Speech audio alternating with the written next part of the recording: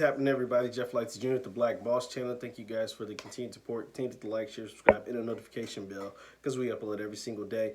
Now, this is a story coming out of the NBA because the NBA, I've said it several occasions, but I just love the NBA because outside of just the games, you get the game within the game. And that's the soap opera. And that's all the moving pieces and players forcing trades and free agency and the draft and owners bickering and beefs and all kinds of stuff that happens within the NBA that you just don't get in other sports. Like, it just doesn't happen for whatever reason. And it's simply because the NBA gives players all the power. Like, it's so much power within one player that's why you get all these interesting stories and rumors and all kinds of stuff out of the NBA. So the latest rumor out of the NBA is, as we all know, Anthony Davis isn't under contract right now with the Lakers. He opted out and he hasn't re-signed. And he's taking his time. Apparently he won't re-sign until after Thanksgiving. And one of the reasons why he is doing that, this is a rumor, and one of the rumors is coming about, because obviously everybody expects him to re-sign with the Lakers. Is like, it's not a real issue. But the thing is, the reason why Anthony Davis, or at least the rumor is, why he hasn't re-signed with the Lakers is because he's seeing what Giannis Antetokounmpo is doing over in Milwaukee.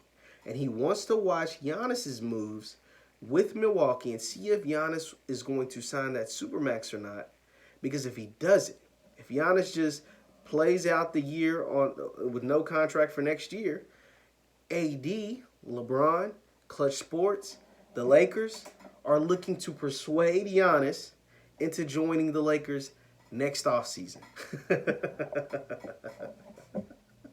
I know this sounds like crazy as hell, but what would be more Clutch Sports or LeBron James than to convince Giannis Antetokounmpo not to re-sign with Milwaukee for $250 million, $270 million, whatever the hell the number could be, either this offseason or next offseason, not to go play with what now would be an injured Clay and Steph and Draymond up in Golden State, not to get persuaded by Pat Riley and come down to Miami and play with the Heatles, create the Heatles 2.0 with Jimmy Butler, Tyler Hero, Bam, and all those guys, but to get swooped for the King and Clutch and AD to swoop in at the last minute and pick up the two-time MVP and have him come play in the Staples Center with his little brother and the Lakers.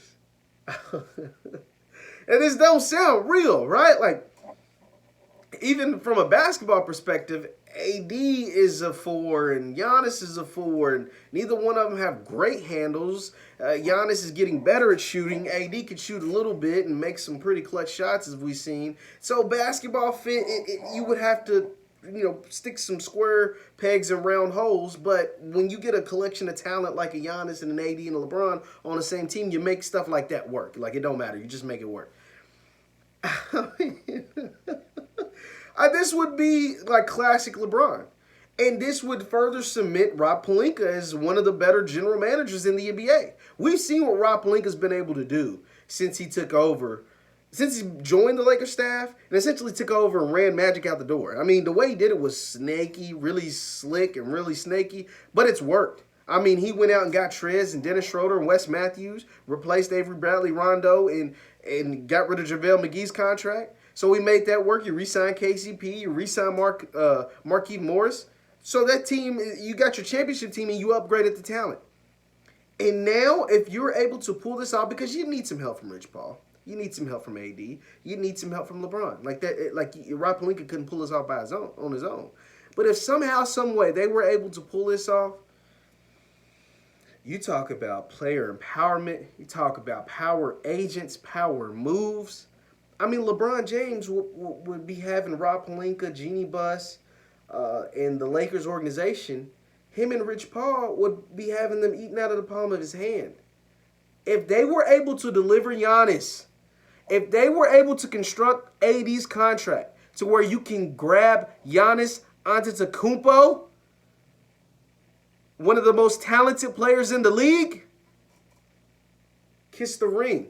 You'd have to kiss the ring that is LeBron James. You'd have to kiss the ring that is Rich Paul. And you'd have to kiss the ring that is AD. Because as of right now, as currently constructed, Vegas has the Lakers as the odds-on favorite to win the championship like this upcoming season. I almost want to say next season, but it starts in like a month. So this upcoming season, the Lakers are the favorites. They've upgraded the roster. The Lakers are the favorites. They're coming off a championship. The Lakers are the favorites. So that's what the odds makers believe. And if you handle your business, do what you're supposed to, repeat, Marc Gasol, Kentavious Caldwell-Pope, all these guys play better or like you expected or better, and you repeat. And that looks enticing to Giannis Antetokounmpo. LeBron and Clutch Sports would be having the Lakers. I mean, realistically, do I think it happens? Absolutely not. I don't. But the fact that they're thinking long-term like that, the fact that they're thinking for this play that can set themselves up in the best position, not just this year. You went out and got the players for this upcoming season.